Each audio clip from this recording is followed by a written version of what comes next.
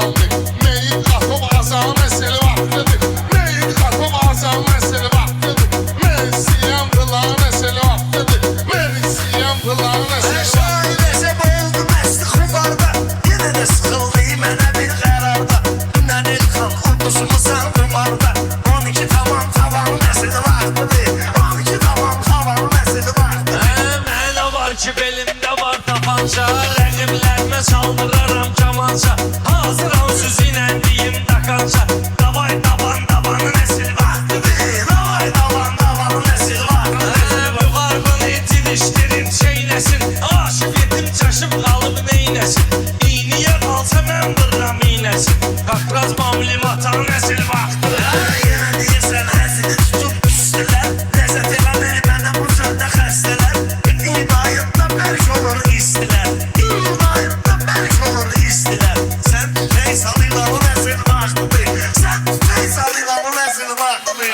Qıyan görək görsən adamlar gedir. Ləzzətli hikmətli kəlamlar gedir. Sumqayda aqromlu salamlar gedir. Məncə həsil məkan əsil vaxtıdır. Moskvada əziyyəti verdik sana. Amma vətən bizi salır hicrana. Pul qazanak qayda Azərbaycana. Kənddə toyun nişan əsili vaxtıdır. Kənddə toyun nişan əsili vaxtıdır. Şairin baxanda sözdə söyləyin.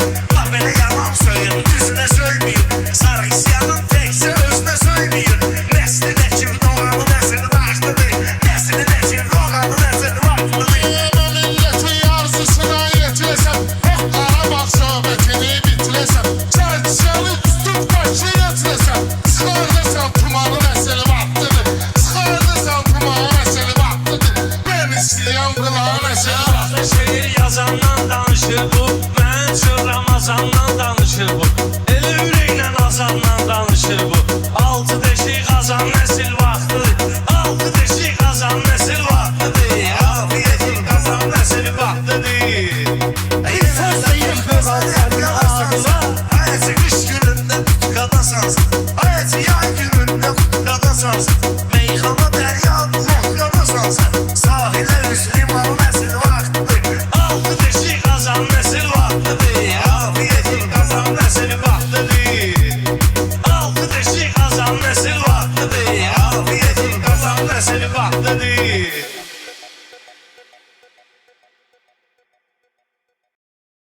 Görüş necə keçdi? Bəyəndin oğlanı? Nə bilim, yaxşı oğlandı, amma bir kişiyə xoşuma gəlmədi. 100% zibili var, özdə telefonu rahatsız etmə modundaydı. Onun haqqında daha çox məlumat öyrənməliyəm. Instagramda tanımadığı 446 qızı izləyir. Dünən 4 ayrı-ayrı qızlarla yazışır. Bu da yazışmaları.